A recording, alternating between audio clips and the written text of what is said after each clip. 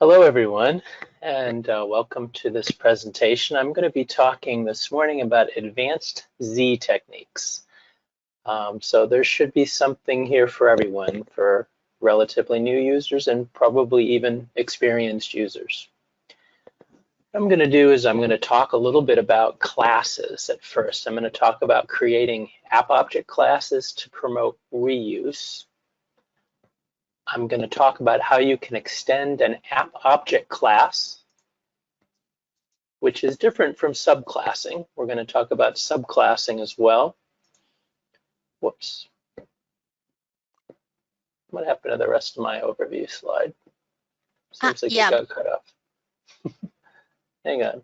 sorry, Brian. Yeah. Yeah, we see we see AscentialTest on the back of your screen, and then your Oh, PowerPoint. So the okay. PowerPoint is not in the whole screen.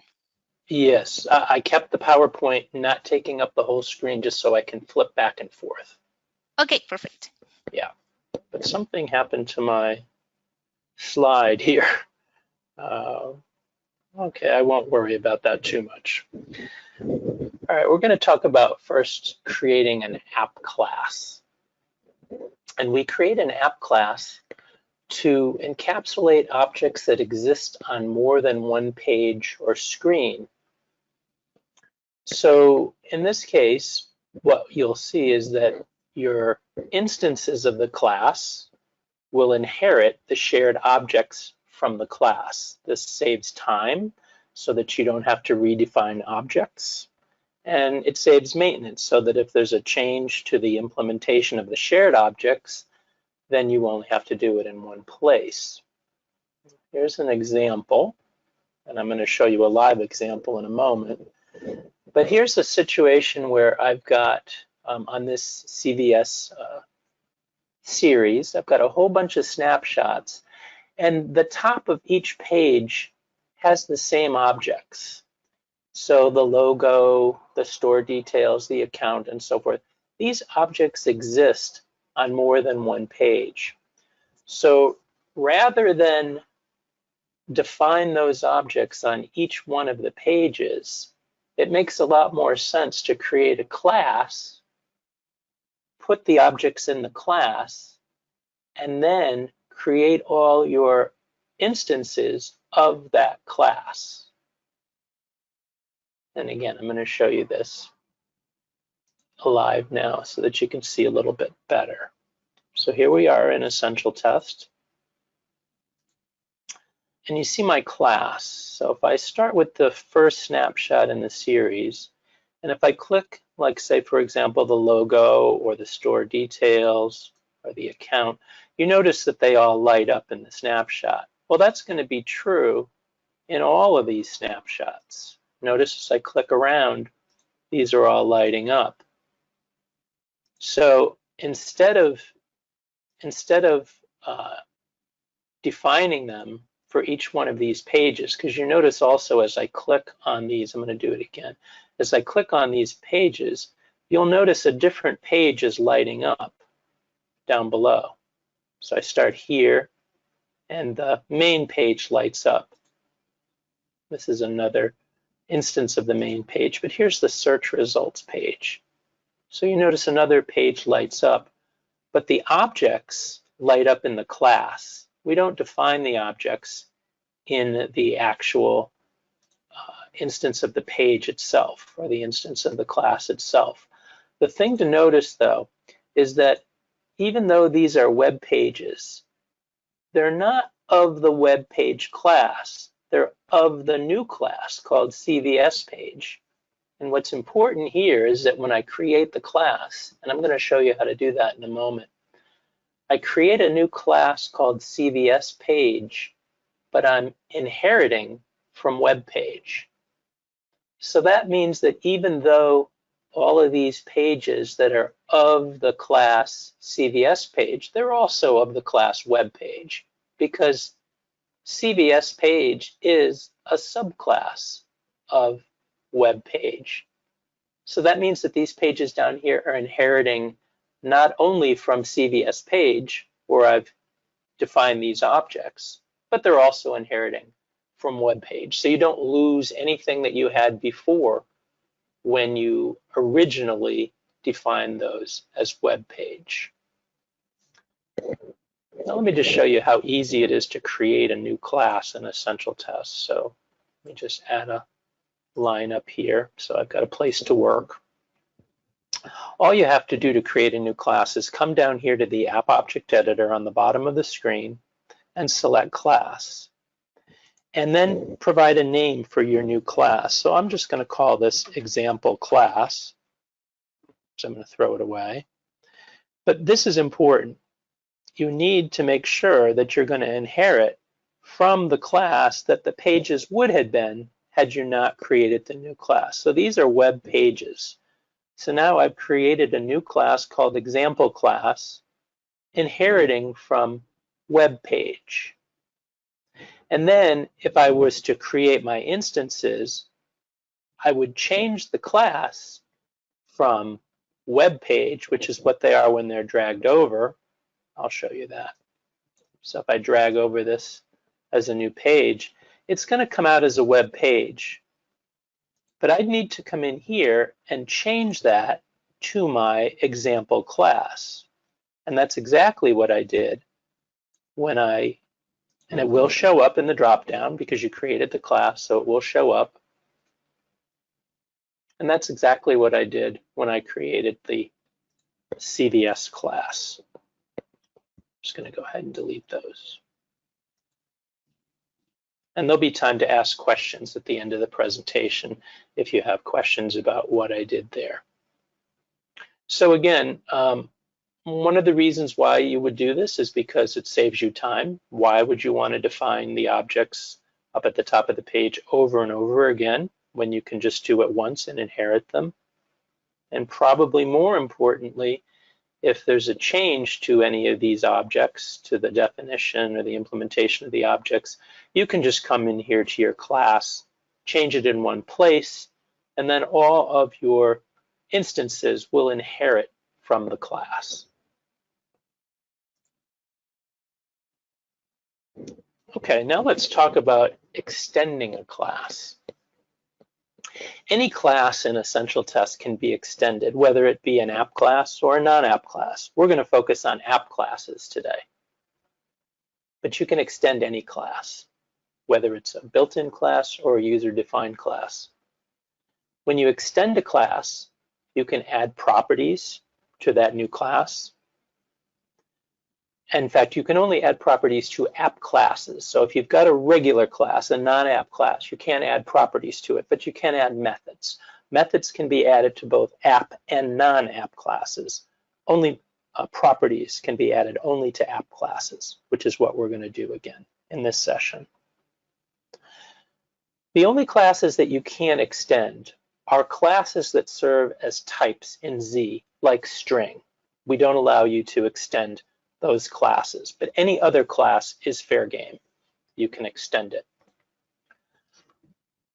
Now, here's an example where I've extended a class, and you can see that what I've done is I've used the keyword extend, and you notice it lights up in blue. So those of you that have played around in Z know that Z is color-coded, and when you spell something wrong, it won't light up in the right color. So you know right away that you've made a mistake. So you type in extend, it's going to turn blue. And what I'm doing here is I'm telling the compiler that I'm extending the class TreeView. So I'm extending the TreeView class. And in this case, I'm adding a method to it. I'm adding a new method called selectPath with the mouse. And I actually did this for some customer at one time. So it's not a made-up example. It's actually a real example. They needed to be able to select the path with the mouse versus the keyboard. So that's what we've done. We're not going to concentrate on the details of the method today because really what I'm interested in here is communicating about how to extend a class. Now let's take a look at that. We go to the library browser. You can see the real live example. So here's where I've extended the class, and I'm in the library here. Now this is a case where, at least currently, you really do have to work in the source editor. You can't extend a class inside of the step editor or the function editor. So if you want to extend a class, you are going to have to write in the source editor in the library tab. This might be a tab that some of you maybe have never gone to. Don't be afraid of it. So you're going to go to the library tab and you're going to type your extend class, the name of your class, and then you can put your method in. Okay, so that's how that's done. We'll talk about this example in a little while. That's my property example. And I'm extending a class to do that as well. The other thing, though, that I want you to see is that when you add a new class, so I've added a new class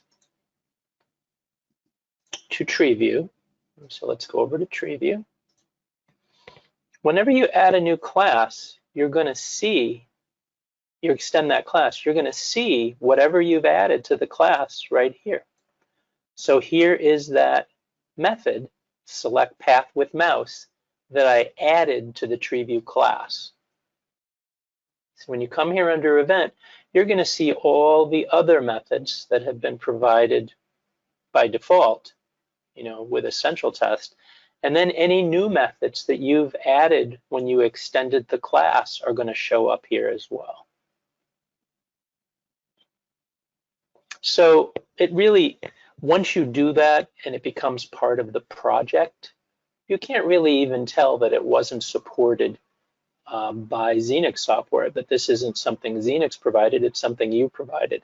So if you're on a team and you've written something that you want your team members to be able to use, you don't have to send it to them, because if you're using the source control, it's going to be part of the files that are checked in and checked out, and it'll just show up here in the drop-down in your actions panel.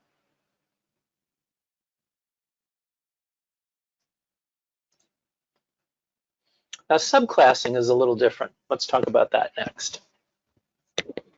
So classes can be derived from existing classes. Derived from existing classes. That's different than extending a class. I did that already, actually, when I showed you the my CVS page over here. I did inherit from web page. So subclasses inherit from the parent class. And in this case, methods can be overridden in the subclass if the name and the signature is identical to the parent.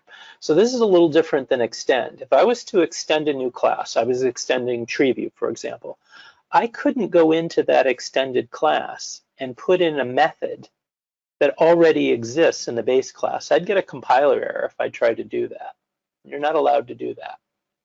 If you want to override a method that's in a class, you don't want to extend the class, you want a subclass instead. This is where you can override a method that's, or I believe a property as well, that's in a parent class. So here's an example. Notice I did not use the word extend. Instead, I said app class, and I gave it the name of my new class, keyboard button, inheriting from, that's what this colon means, push button. So this is a new class that's going to get everything that's already defined for push button, plus whatever I add to the subclass. Now in this case, you might notice that I put a click in here. Now this click has the same exact signature as the existing click. So I give it the button, the integer, the X and Y coordinate. So my X and my Y. And then optionally, you can provide a key as well. So that's if you're going to you're going to key down click while you're holding a key and you're clicking at the same time. So this is the same signature as the built-in click. So I'm overriding that one. I use my metadata here to make sure that my new or my overridden click is going to display. Display is true, and it's going to show up in the event section of my actions panel. And then here's the Z code. What I want you to notice about this is that if I want to refer to the click in the base class from push button, I have to say base. If I don't say that, then this is going to like be recursive. It's just going to keep calling itself over and over again, and that's not what I intend here. I want to go back and click the base classes click. So I'm clicking, this is the push button click, the click that's defined in the class of push button. But in my case, I'm subclassing this because in my case, I want to put it in a try catch, and I want to catch it if there's an error, because this is for a POS device where clicking on something could result in all kinds of strange things happening. So that's why I did that. This is, again, another real case. It's not a made-up case for this presentation. And let me show you that live as well. So if we come here to our app objects and we look here at freedom, and we come here, you see that here are my buttons, and notice they're not push button, they're keyboard button, because that's the subclass. So if I just put push button there, then they would only get what was from the push button class. But since I want them to get the try catch that I added to that click, I have to make sure that when I define these, I use my new class, my subclass. So these are my keyboard buttons, and you can see them lighting up here. Now what I want to show you is, we go back here to our test panel, and I guess any of these will do. What I want to show you is that click has those parameters that I showed you. But watch this. If I come in here, and I'm going to comment this one out, and I'm going to uncomment this one, what I want you to notice here is that this one does not have the other parameters. So let me just save my project, because what I want to show you is that when I come here now and I go to event on my button and you see click, notice that the parameters are gone, because this time when I overrode click, I did not include the parameters. I just wanted to show you how that works. Let me go ahead and put this back to the way it was, because I did that only for example, because I wanted you to see how that affects the actions panel.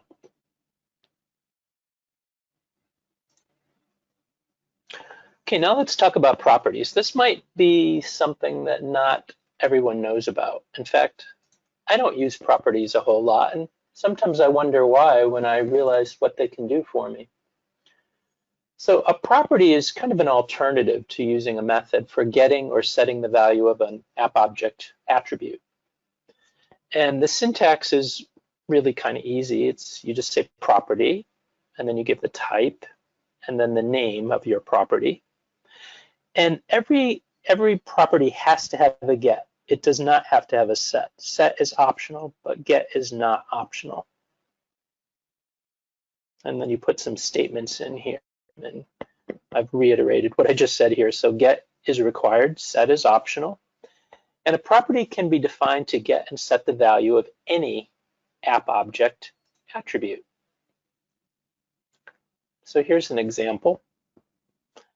So I've extended the class of text field, and I've added a new property called number of lines. I've only put a get in here because it doesn't make sense to set the number of lines, right? That it's not settable, it's only gettable. And what I'm returning is this dot get attribute. This means the current object of the class. Dot get attribute, number of lines. And it will show up under my verify and my get. So you'll see it under the verify and the get if you add the property number of lines. Let's take a look at this one. So we go back to our library here. And you can see that I've extended the class of text field, I've added my property, and I've got my get. Now I want to show you where that comes from. So let's take a look at, we're going to go back and look at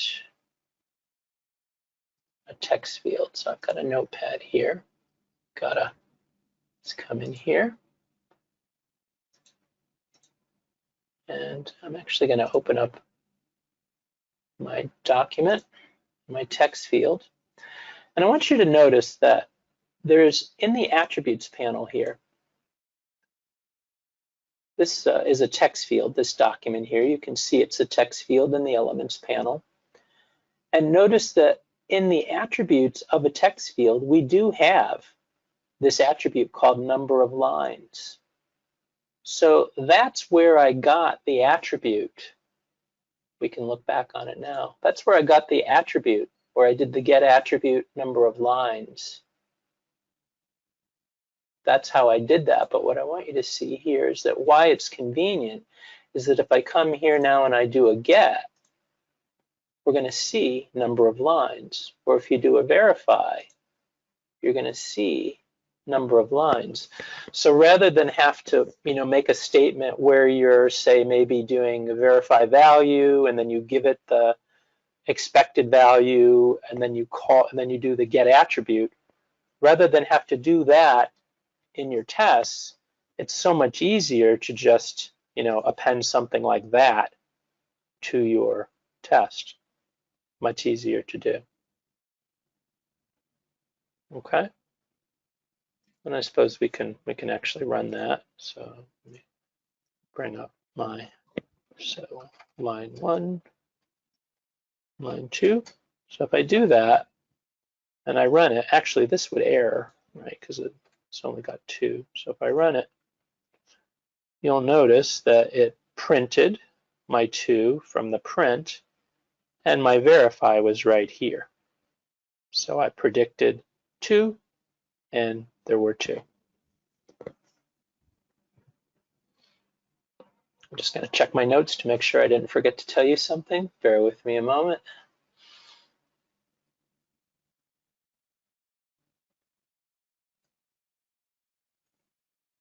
Okay, looks like I covered everything there. Okay, let's talk about the next topic.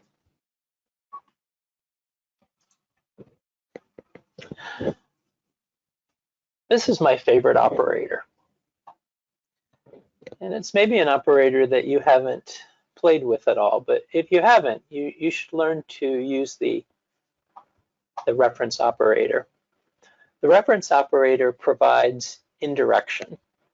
So it allows you to reuse your action steps, not only across objects in your project, but even across target applications. So you can write something very generic, very universal, because as you'll see in a moment, the statements don't refer to any objects at all. Everything gets passed in as a parameter. You can use the reference operator, by the way, which is the $, for referring to objects, referring to methods, and referring to their arguments. They can all be represented indirectly. Now here's an artificial example, really, but it works, as I'll show you. You'll notice that this is a step, and it takes in 4 parameters. It takes in the dialog box, the object, the method that I want to call, and a list of arguments. And so this statement can really do anything as long as your objects are only one level in your dialog box, because you notice the statement isn't really doing anything specifically. It's taking whatever dialog box is passed in with the $. And by the way, they all come in as strings, or in this case, list of object. So the $ dereferences whatever gets passed in. Same thing with the object. Same thing with the method. And then with any args. So it's all done dynamically, really. And I'm going to show you an example. So here's the real example that I just showed you the picture of. You can see that my function, I wrote a function, and the function takes those 4 arguments, and I'm dereferencing each one of those arguments with the $. Now here's where I'm going to use it. And so what I'm going to do is I'm going to show you how this little method that I created, let's give myself a little bit of room here. And let's give myself a little bit of room on this side too so that you can see. Actually, I can toggle that. So here's where I'm calling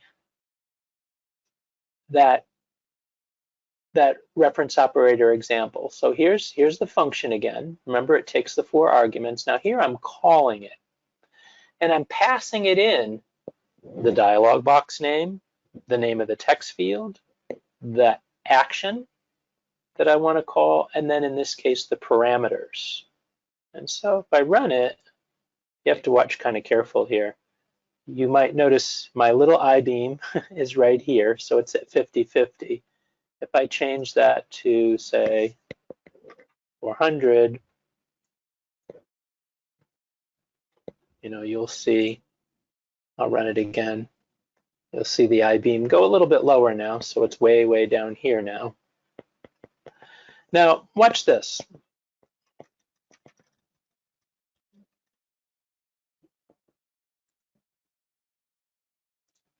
So here, I'm calling the same object. Comment this one out. But this time, I'm calling a different method. And I'm passing it, in this case, hello. And so it'll just type hello.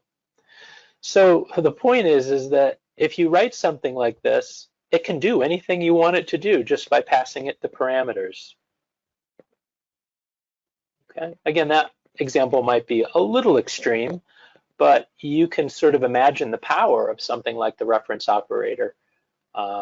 Maybe examples that are maybe slightly less extreme. Okay, now I want to talk about dynamic identification of app objects. This is a question that we get kind of a lot in support. And a selector, we're used to using selectors. I think most of us that use AscentialTest are very comfortable with selectors, but we think of selectors as only being used inside of a table or a list box or a drop down or something like that. There's a lot of built-in selectors as well that we sort of take for granted. But selectors have another use as well that is not as commonly known. Selectors can be used to enumerate objects at runtime.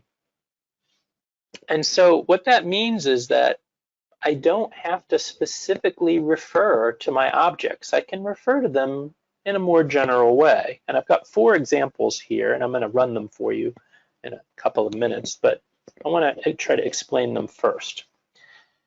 In this case, I've got a for loop, and I'm saying for each app object in find.pushButtonAll. Well, what does that mean? Let me bring it up.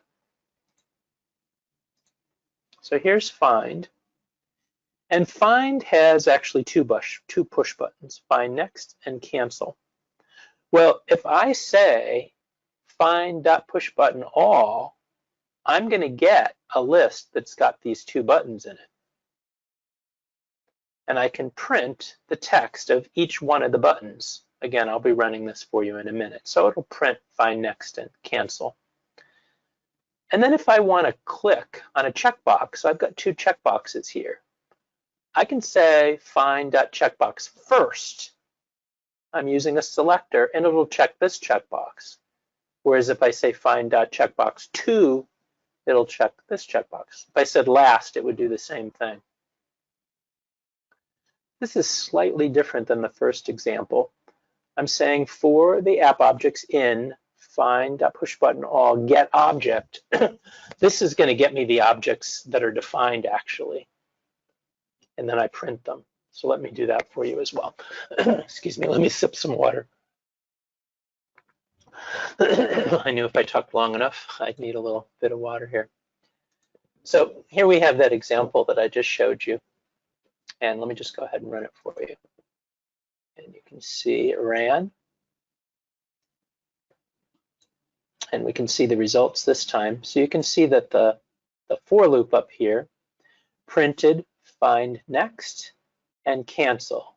Now this is getting the text on the buttons. So find space next, cancel. And then you saw the two checkboxes get checked. And then this one is doing get objects. So notice there's no space in find next. And that's because, of course, the app object name can't have space in it. This is the definition of the find next button. Okay.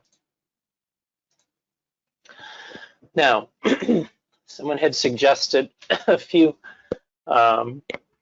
tech seminars ago that when we've got new features or new features coming, it'd be nice during the seminars to preview them. So I'm going to do that with the next few minutes. 9.8 is not finished yet. There's actually a couple of more features that we're working on, but I can tell you about some of the features that are in 9.8 that are finished. I can show some of them to you. We have a new Azure DevOps plugin. It's actually available now. You don't have to wait for the new release because we did it directly in Azure. If you have a pipeline in Azure and you want to include your automated test execution as part of your pipeline, we created a little plugin. So here I am in our Azure DevOps. And if you go, of course, you have to go to the marketplace, go to the Azure marketplace, and it's free. Just install our plugin.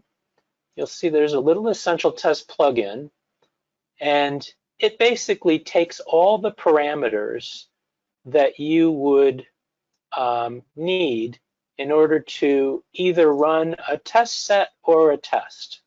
So if you're familiar with the plugin that we did for Jenkins, this is pretty much identical. But once you do that and add the task to your pipeline, then you can run your tests, directly from your Azure pipelines. You can execute your automated tests. Before you do that, before you try it, make sure you contact support and you get the paper that we wrote on our Azure DevOps task extension, because there are some I think Azure's a little strange in some ways. It takes a little getting used to, especially if you're used to Jenkins. For example, you have to be running your agent locally in order to kick off an AscentialTest, unless you wanted to install, I guess, AscentialTest in your Azure, the machine that they basically lend you, for running your pipelines. So go ahead and get that paper if you're interested, and it'll walk you through not only using our plugin, but configuring your Azure DevOps so that it'll work with AscentialTest. Pete, if you're out there, you'll be happy to know that now, I won't demonstrate this for you because I don't want to be closing and opening, but a number of you know that if you expand your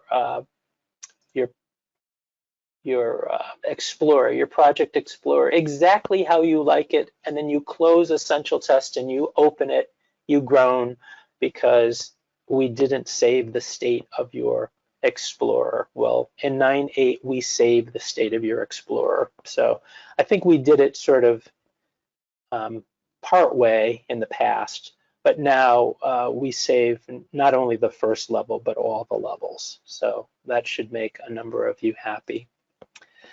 We've now supported CEF inside of a Power Builder application. So I've got a snapshot so that I can share that with you. Let me find it. Yep, here we go. So let me just make AscentialTest larger. And we'll open up the elements tree here. So Power Builder users know that we've always supported IE inside of a Power Builder application, but now we're supporting a Chrome as well. I can prove that to you. If I go up to the top, you can see all those web objects here inside of the, and here we go. There's our web page, and you can see, if we go here, you can see that it's a CEF browser. So this is a Chrome browser embedded inside of a Power Builder application, and we see it as if it was just a web page, which is exactly what you would expect. That'll be part of 9.8. Oh yeah, and this one I think people are going to like too. So you might have noticed this already, those of you that are very visually oriented. Just adjust my mic here. These little lock buttons here. So folks have suggested that, you know, when you've got something open already, it's hard to go back and find it in order to right click on it and, you know, acquire a lock. Much easier if we put the lock button right there. So we put the lock button here for your app objects. We put the lock button here on your data tables, and we put the lock button there on your plans. So now there's a lock everywhere. You don't ever have to go back you know, to the Project Explorer in order to lock, because, you know, we've already had it in, you know, in other places. But we were missing it in those 3 places. We've added a couple of new actions to Tree View. Folks have always struggled with double clicking on a particular object.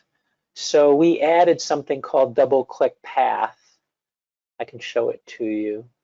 And since we added double click path, we decided to add click path as well, just to kind of be symmetrical. Let me open up a tree view again. I've got a tree view snapshot here, so I can show it to you. What's a little different about the click view from the regular select, you'll notice, so we've got our double click path. You'll notice the parameters.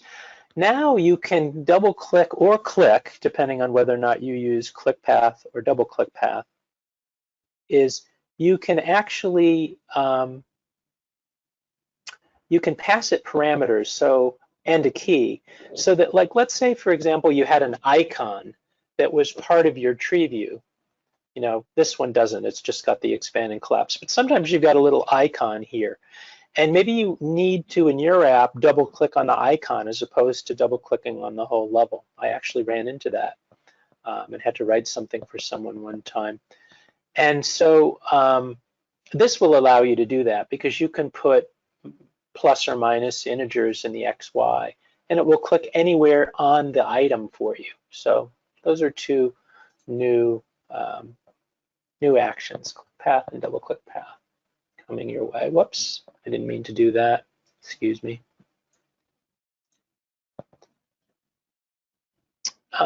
This Roke, this goes out to you if you're there, for getting the translate language.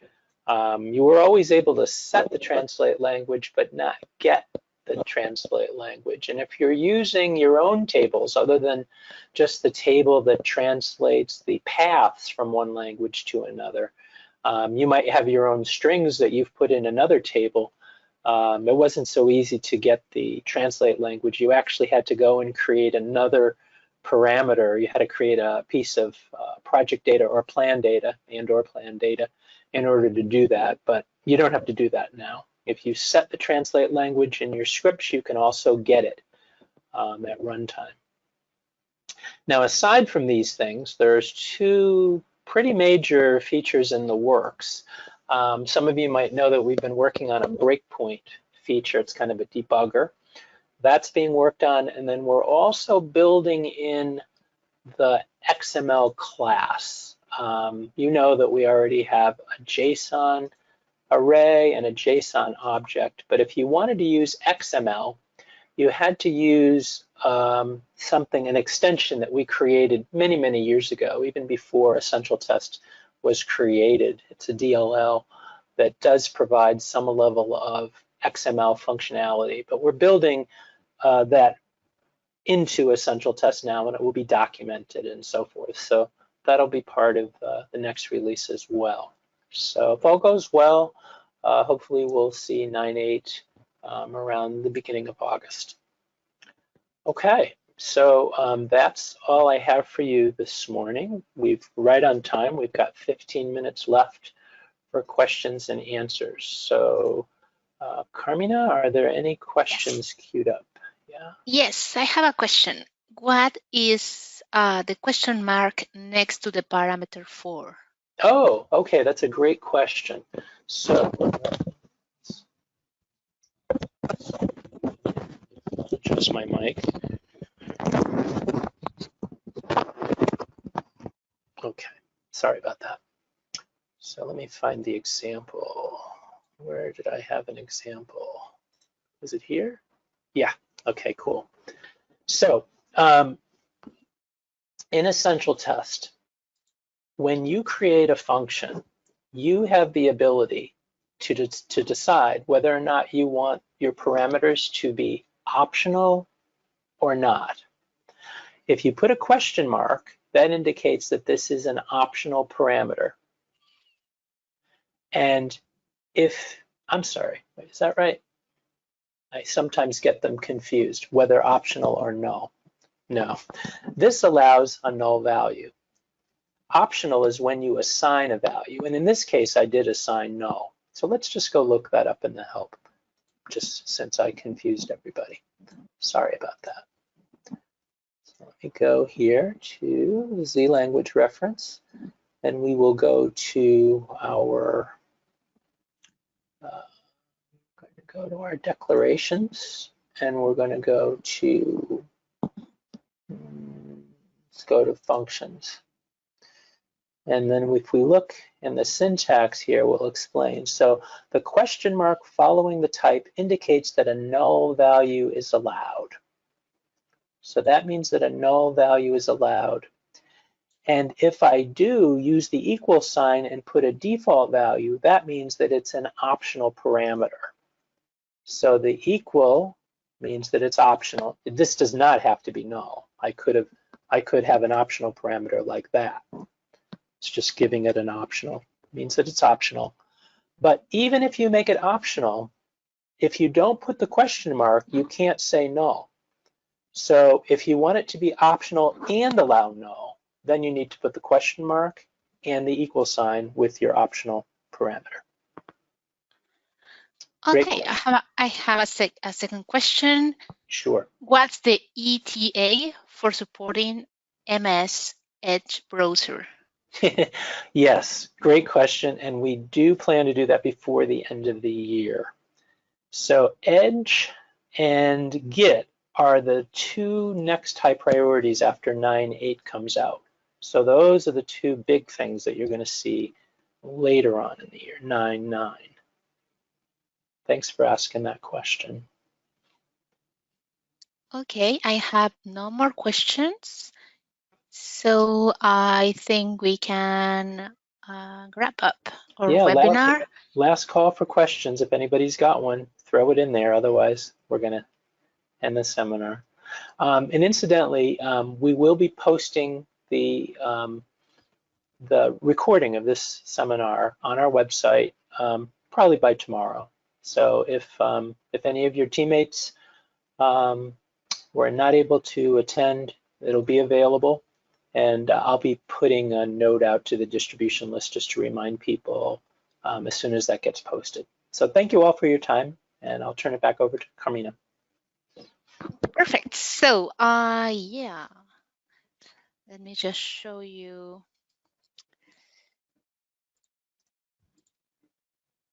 Yeah, sorry, I have to become presenter again.